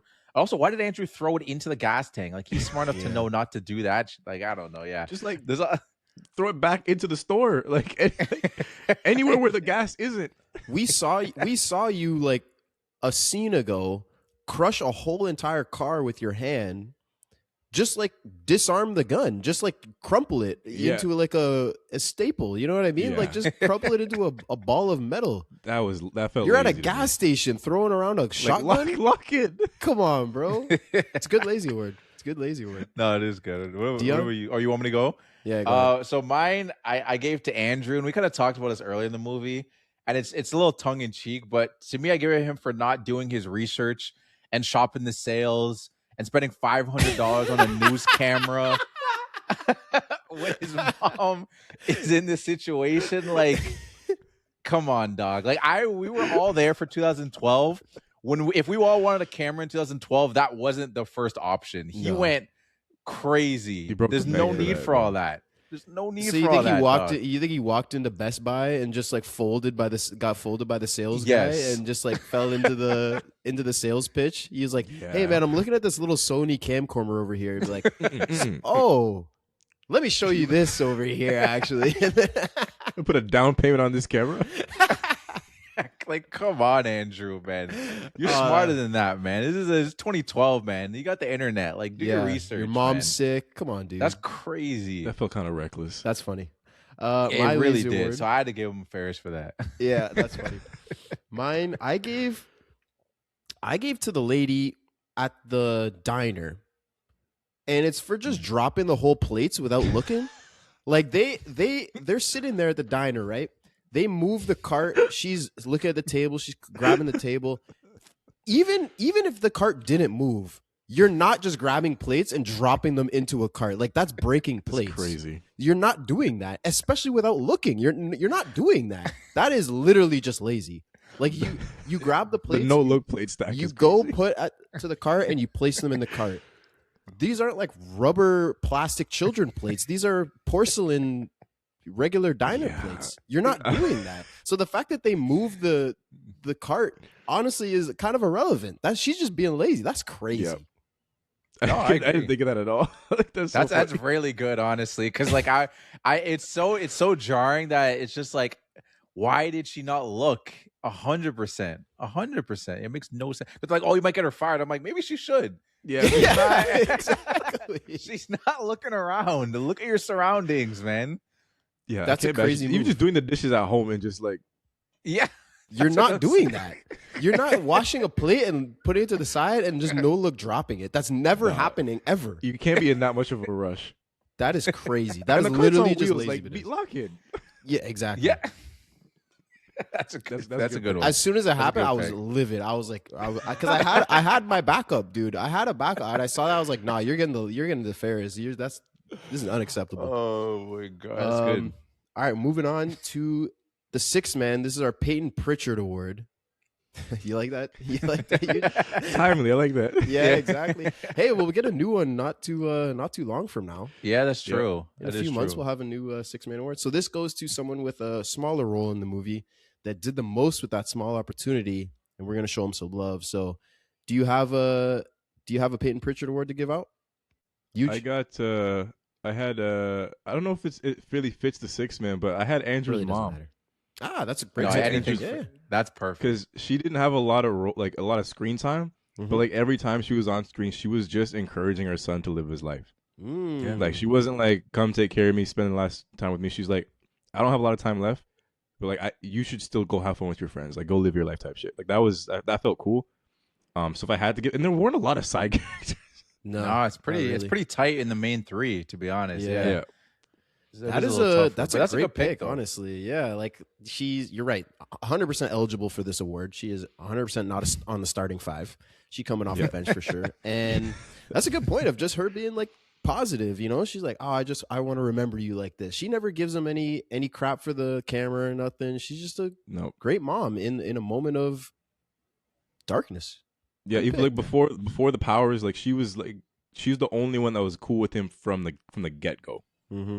So like respect to my, I don't know her name. Facts. Yeah, I don't remember the mom's name either, to be honest. But Yeah, it was nice too. The little touch of like even when he was about to rob the place, he still put the covers over her, and she's like, "Thanks," even though she didn't even see it. But she like, do you think she knew? No, she probably didn't know. Nah, I think she was facing the other way. Yeah, she just didn't know. Yeah, she just assumed. You wouldn't feel a hand though. I wonder how that feels. Like when he's moving, does it feel like a hand, or does it just feels like, I don't know. They describe it like as using your hands too. That is true. true. To do the task. Like when you're doing Lego, they're like, imagine yourself actually putting the Lego together. So maybe it does feel like a hand. Then he pushes the Lego over and he gets pissed at him. My Legos. My Legos. Yeah, that is a good point about the hand. Dion, you're six man. This is a hilarious contrast to his six man. Oh no. I gave it to Andrew's dad. Damn. I should have gone first. As he was saying it, he was just like talking about them. I was like, damn, bro. Like, these are hilarious.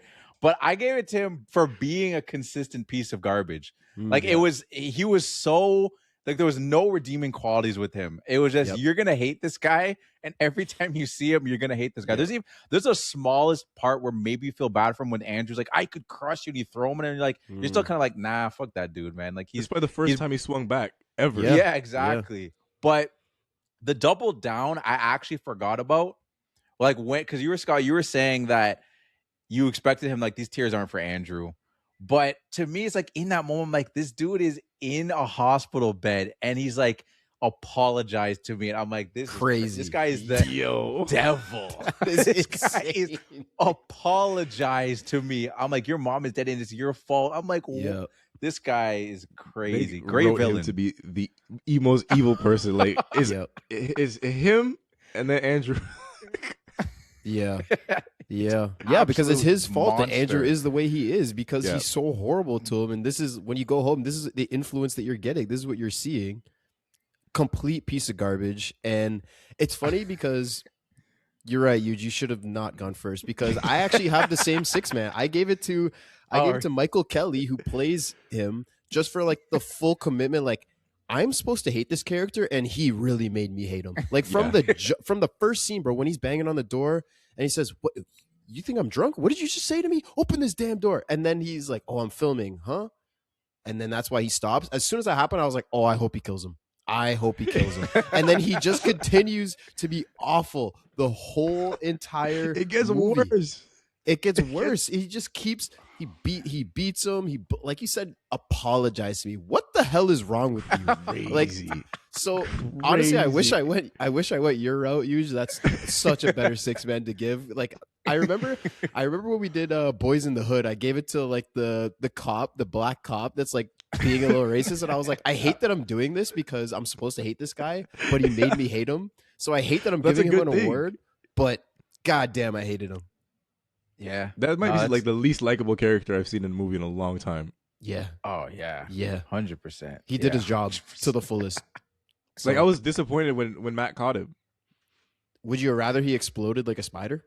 If he just drop off screen, maybe that would be good. The dismantling would have been a little much. Yeah. But, to go back to that scene, not like to derail too much. No, you're good. I really appreciated that when he caught him, he slowed him down first and then caught him.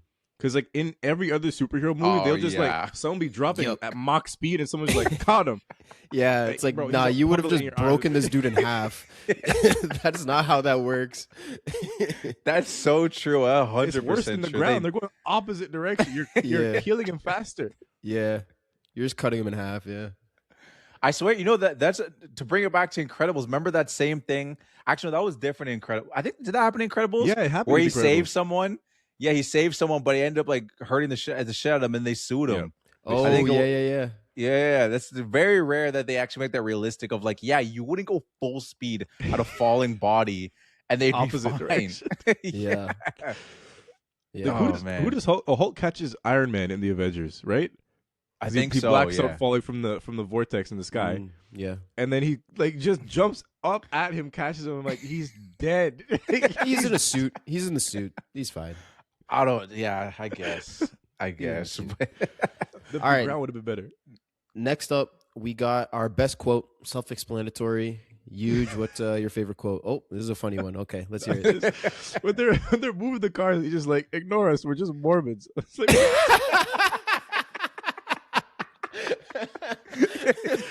like, it was such a stupid line, but stupid. It's also like 100% teenagers would say that if they got caught. Just nonsense. First thing that comes to mind. Oh my god! Yo, shout out Derek. Shout out Derek. I was just gonna say that our high school. That's so brings me back to high school because we had a close friend that was Mormon. So like that's literally something we would say all the time. Yeah. Yeah, it's so random though. I forgot about it and it made me die laughing when I heard it when I'm just rewatched. I was like, because they're having a giggle fit in that scene too. They're like, ignore us, we're just Mormons. Yeah. That was funny. Like Mormons be moving cars with their mind. Yeah.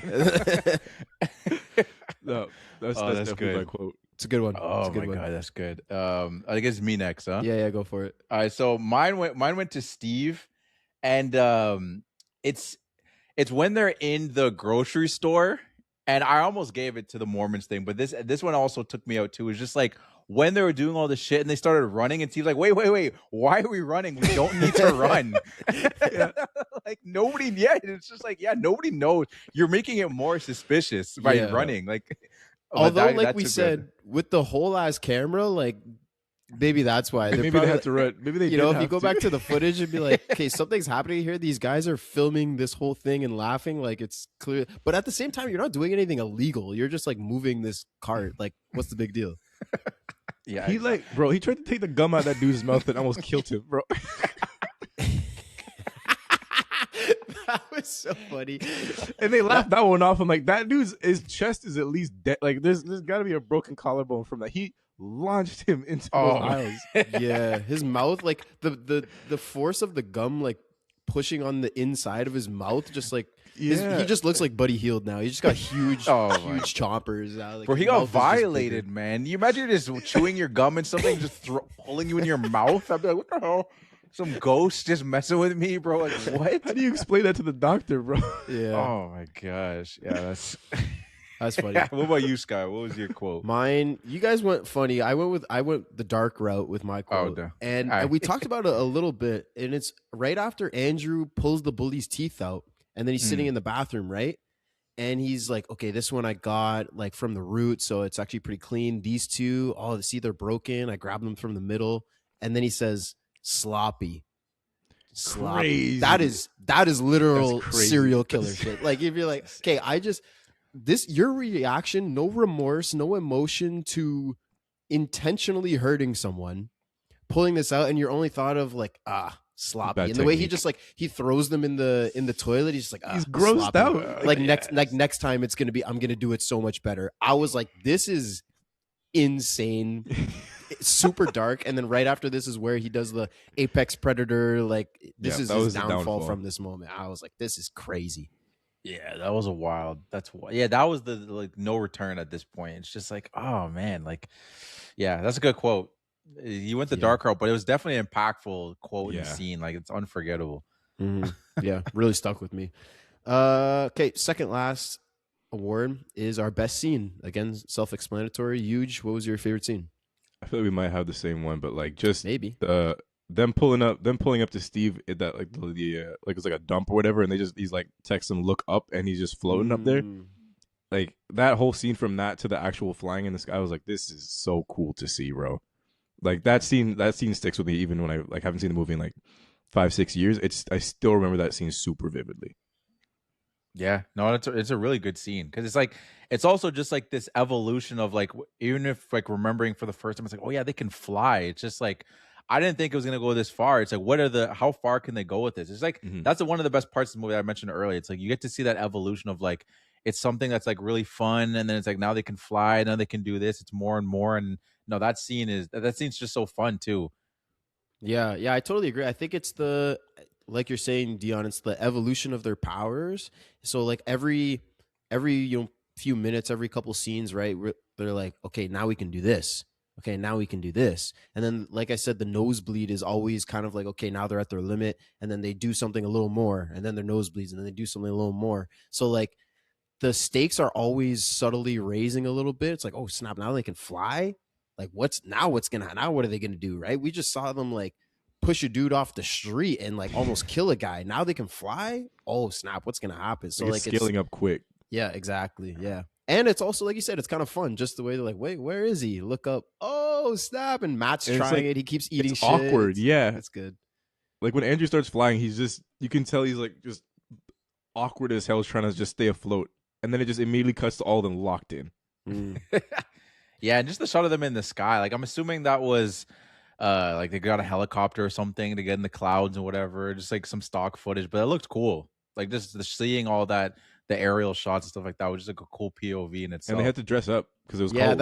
I like that too. They go up for the first time because you wouldn't think of that, right? You go up for the first time, like, damn, it's cold up here, and then we see them in all their coats and mitts and hats and stuff, playing football in the sky. Like, nice touch. Yeah.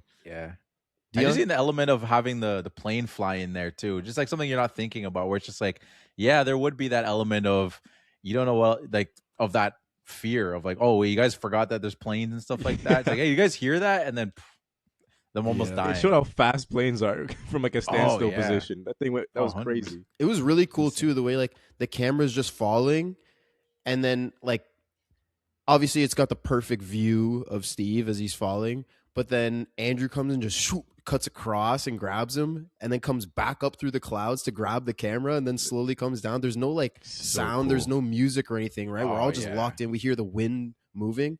Then they land on the ground. They all start to freak out. Like, you saved me? And you saved the camera too? Oh! Then, like, it's so sick. It's like genuine excitement and thankfulness. It was cool.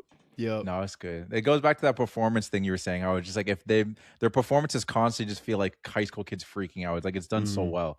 And now another thing I want to add on, and then I'll say my scene is like there's that element of horror too, of like the spinning camera coming down. And they did another good point of that when Casey, I think that was the girl's name, is in the car, and when she's falling, and you're just getting that POV of her falling, and you're like, oh my god, this is all. It's like, is she gonna get? You assume she's gonna get caught, but that's a crazy angle too. If you just see her slowly descending, somebody save me, and then boom, he comes through. But that was a cool shot too. Yeah. My favorite scene, I didn't end up going with the flying scene. It's something we talked about earlier, and it's just it's mostly because it's like it's not really I guess it is a full scene, but it's the climax of the scene that really made it like, oh man, that's awesome. And it's just when Andrew's dad's in there and saying apologize to me, and then it's the immediate hand and then explosion. I'm just like, oh, and then we cut away from it, and it's like, oh my god, like this is insane. He's awake. It's just like the devil is awake. Oh shit, that's terrifying. Shit's about to go crazy. Yeah, because like we assume that he's like unconscious or in a coma or sleeping right now, and his dad saying all this stuff. The fact he was about to put his hands on an unconscious person in the hospital, that like, absolute devil. We've already addressed this, but like when he goes to hit him, and then it's the eyes, bro. Like direct eye contact. The eyes just open instantly. up. Like look at right now. I was, my god, he's cooked. Crazy, he was definitely cooked from there. It was just such a good match cut of that explosion. Then immediately we just go to a party, and you just now you have to sit with that. I'm like, what is about to happen? Like that's like, a crazy cliffhanger. Even the explosion was just like the hospital like security cam, so it was like blurry, and you just see like the window get blown out. Like it was so intense, so sick. That part felt real. Like the stuff that was like even on the security footage, or when they come through the bank, like just slamming through it, like that felt like real. Like I'm like, oh shit, this looks like it actually happened. Yeah. And your point about the match cut too to Matt, and then his nose starts bleeding like a faucet, and we know what that means. So he's like, Andrew's in trouble, and Casey's just like, what are you even talking about? Like, what? Your nose is bleeding. What does that have to do with Andrew, right? So it adds to the buildup, right? We see the explosion, we saw the hand, and then the nose bleeding. So we're like, what is happening? Like we know nothing good is happening, but like how bad is it? So it's just like gets you juiced up to see what's about to happen. Yeah, that's why I got me. That's why my favorite scene. But what about you, Scott? Mine is also different. We have all three different ones. I give it to Andrew fighting his dad in the basement. It's a quick scene, but to me it was. I mean, I went with the dark route again, I guess. But like the to me, it was just really impactful, and I think I'm gonna remember it because, like, the way it starts off, he's yelling at him about the camera, right? He's like, you know, you need money for your mom's medicine. You spent all this money on the camera. All the money I get, I give to your mom in your school. And he's like, what the hell are you talking about? My school? I go to public school, you idiot. So like, this is the first time that we actually see him like have a little bit of confidence, right? Like when he's in his room before and his dad comes in, he just like doesn't say a word, and then he's, you know, beats him, throws him to the ground. He doesn't fight back at all. So like this one, like before he physically starts to fight, and you could see just in his demeanor and the way he responds, he's like, what are you talking about? You idiot, you don't pay for my public school. Like he would have never done that before. So like that's flipping his character, and then they start to fight, and he starts losing the fight at first. Like he's letting his dad beat him up, and then he's like, all right, that's enough. Overpowers him. And when he says, I could crush you if I wanted right now, you know that? Dead serious. Oh my God. I was like, okay, this isn't, you can't kill him right now. I think it's a little too early for that, but like just the buildup of it, like it's he done. Throws so him across the concrete floor, and he's just like, I could crush you right now. Oh my God. And the hate in his voice when he says it too. Yeah, man, it's just because that was just build up. Yep, big moment that is gonna stick with me, and it was a great scene. No, it's good. It's a good scene. Yeah, that he was. He was, yeah. The public school thing, that almost was. I almost should have been a nod for my favorite quote, because that took me out. That idiot felt like a slur, bro. He threw that hard. It's so hard. Oh my goodness! A lot of Andrew's dad's got a lot of love during this. So we mentioned him a lot. Horrible, yeah, true. But that's a good. No, that's good. All right, finally, last but not least, we have our MVP. Huge. Who gets your MVP? I gotta give it to Andrew. Like just the character arc from beginning to end, like the descent into chaos, and then ultimately, like he had to get put down. Like it was just a really cool. It was cool seeing him slowly lose it and like trying to grasp onto reality, but then just ultimately like he couldn't keep hold of it. So I think his performance was really good too. Like I preferred his villain role in this than anything else. Like I think he played like the Goblin in Spider-Man eventually. Yeah. Oh yeah. Like this felt like a believable villain, quote unquote. Because it didn't even feel like he didn't feel like a villain until like the last act of the movie. Yeah, true, like, no, yeah. it's true. But yeah, like, you could see it kind of like getting set up a little bit because of the abuse and everything, and he's pissed off. But like, and you want to root fully for him. Yeah, you do. 100% you do. And then you slowly like, I don't know if I'm rooting for this guy. Yeah, just it's the car. Yeah, no, Yeah. it was great. It's the car push, which is the initial thing where kind of like, this guy's losing me a little bit. Yeah, because even though he he's doesn't going really through show tough times. remorse, because like I believe that he didn't try to do that, but then when they go down there and they're like, why the hell did you do it? They're trying to save him. Andrew's standing there like, what's the big deal? Right? And then we're like, come on, bro. Like, what do you mean what's the big deal? Live. Yeah, exactly. So like if he was like, oh snap, I didn't mean to do that, like I'm sorry, then we'd be like, okay, you know, like that's obviously this is a big deal, but like you didn't mean to do that and you feel bad about it. But the fact that he's just chilling, we're like, I don't know, bro. I don't know if I'm really feeling this guy right now. But you're right. Compromised. The arc, that's what's so good about the movie. That's what I said the pull is really seeing the descent into it, because no other superhero movie really is that. It's all just they don't put that much time into it. Yeah. So yeah, Andrew's definitely my MVP. It's a good pick. No, that's good. That's a good pick. And even even one last point on the pushing the car scene, he also says that like nobody saw anything. Let's get out. Like, that's even taking even further. I'm like, dog, like just leave. Why are you this crazy? Like that's insane. Like, yeah, he's like trying to get them not to call the cops. Yeah, like that's crazy. I don't understand. Like, but hey, that's Andrew for you, man. That's Andrew. Dion, your MVP. My MVP I actually gave to Josh Trank. So that's the director of the movie.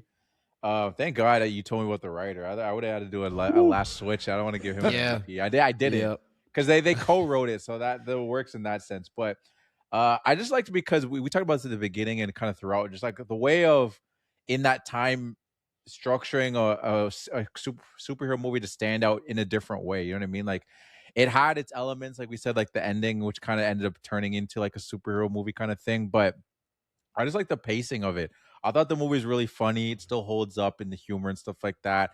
and just the unpredictable chaos of it. Like we were talking about Andrew's arc, and I like how even if like it's tough for me to say because I know how the movie goes, so with fresh eyes, it's hard to remember. But that's why it's good to talk to you because you have this fresh perspective of like, okay, this guy we see he's down here, and like we have these tendencies where it's like, okay, this guy's kind of bad, but then they flip it on us when it's just like, okay, we're gonna do the talent show thing, and now he's kind of cool. So like, okay, maybe we're gonna do some redeeming elements of it. He puked on the girl, and now he's kind of angry. And then like the thing with Steve happens where he dies and he turns into the like apex predator, and like there's these elements of like, okay, this is getting wild. And then like after it explodes, you're like in the hospital bed. You're like, I have no idea where this movie's gonna go.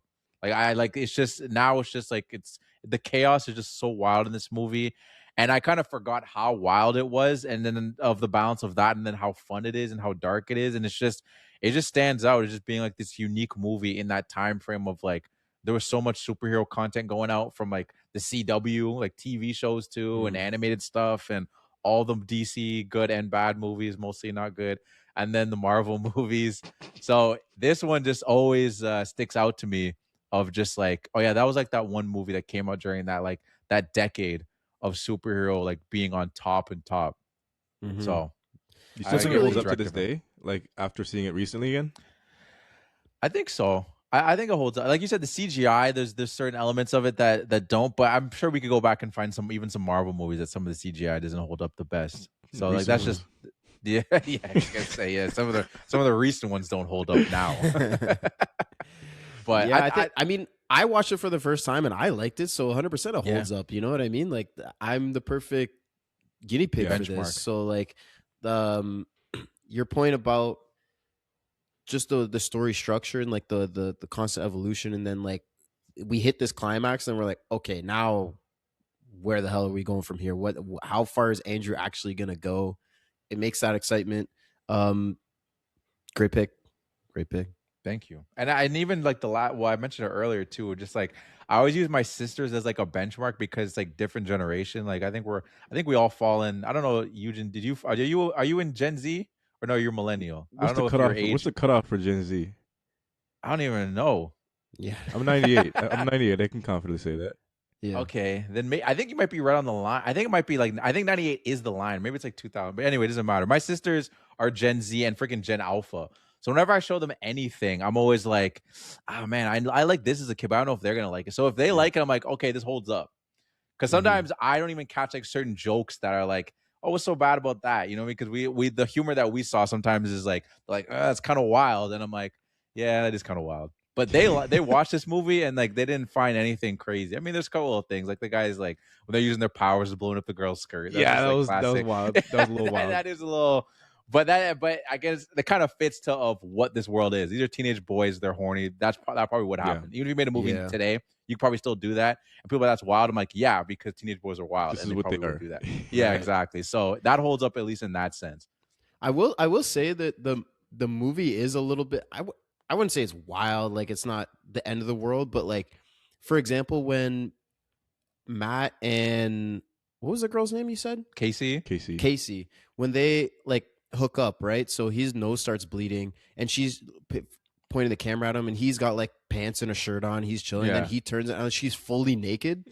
And we're like, for the movie perspective, like, do we have to do that? You know what I mean? It wasn't necessary. It's like the Jessica Alba scenes in Fantastic Four. Yeah. Like, what do we gain from this scene? Did we have to do that? You know what I mean? We didn't have to do it. Yeah.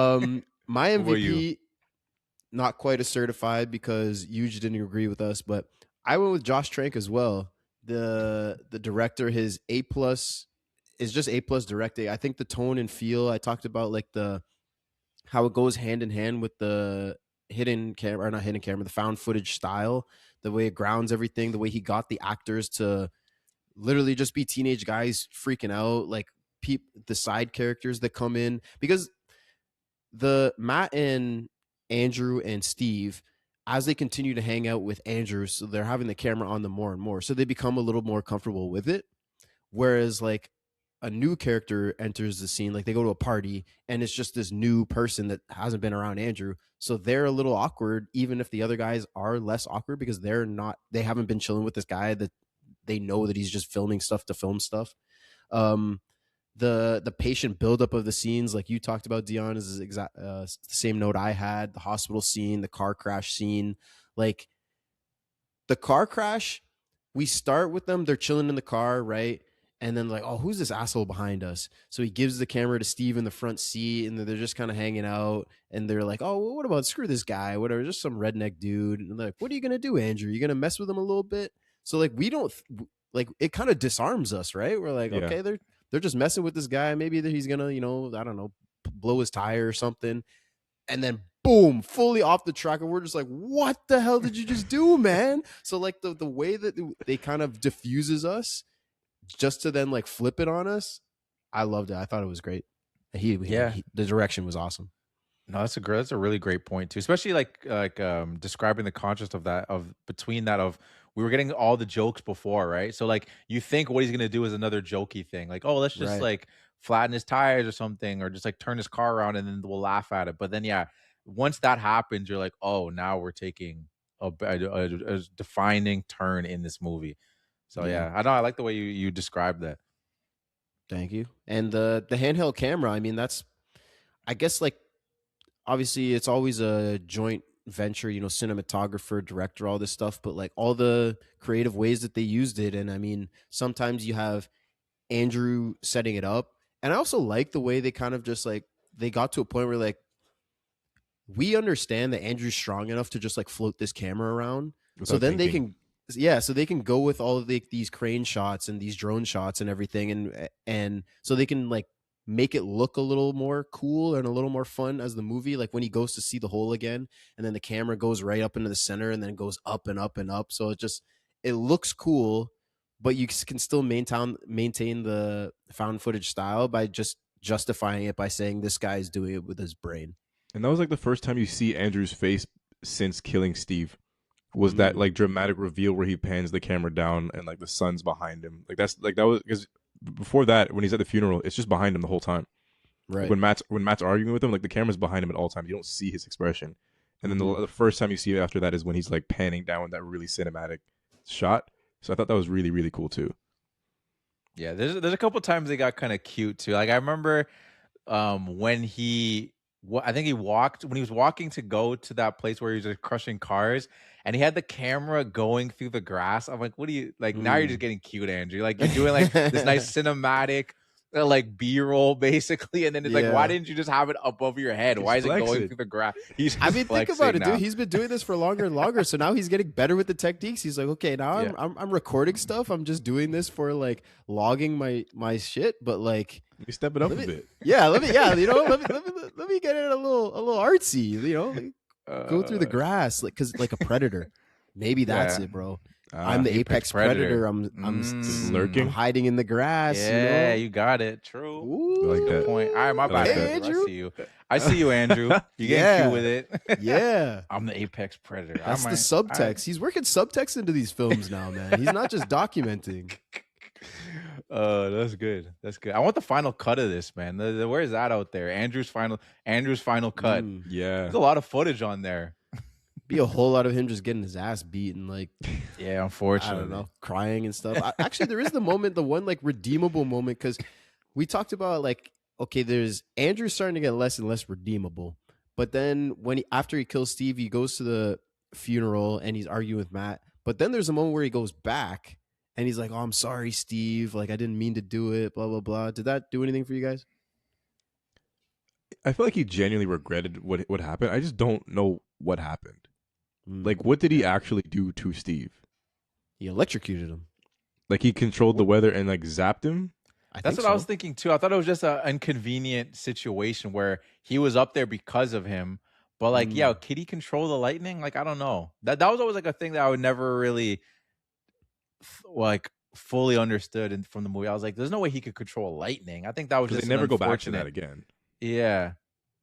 That's true. But like he turns into Storm from X-Men all of a sudden. Yeah, I was gonna say maybe that's how they could have killed his dad. Just strike him with a lightning bolt, like full Zeus.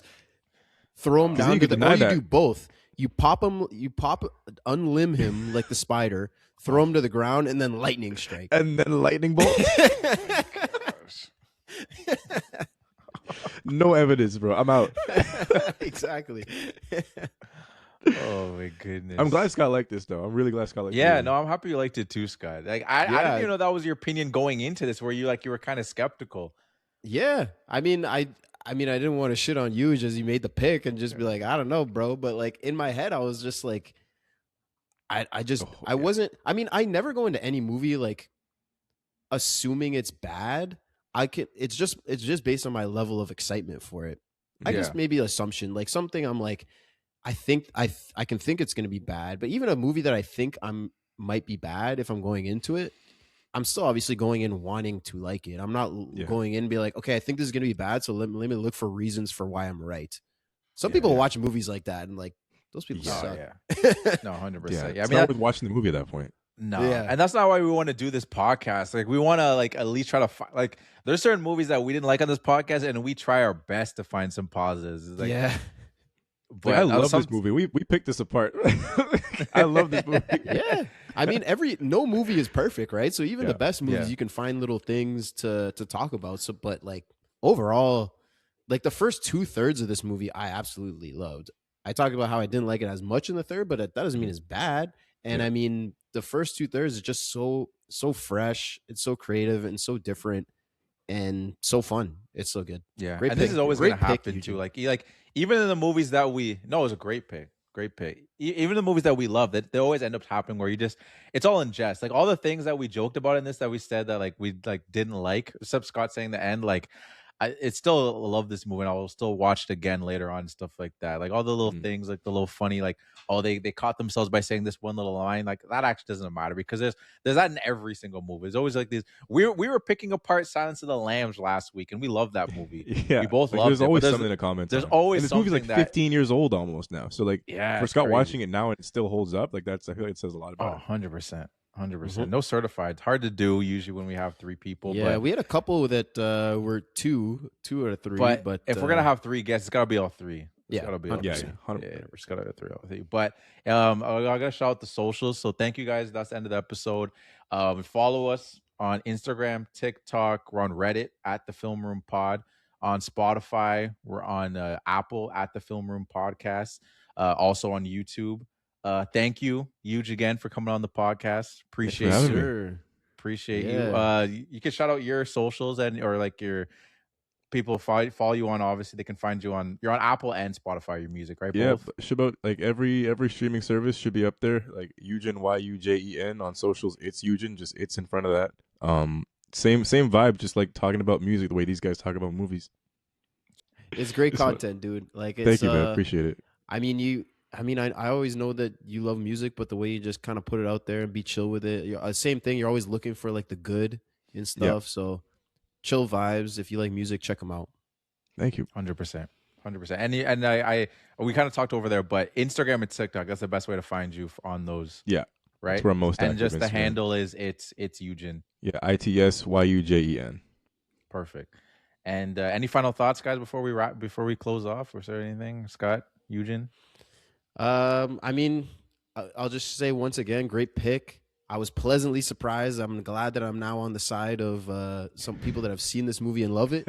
With everybody that's saying how underrated it is, I am on that team now, and looking forward to having you back again. Do another one. Heck yeah, man. Yeah, no, it's funny. I appreciate you coming on, man. That being said, I want you guys to remember that yes, it was the black guy this time. And peace out.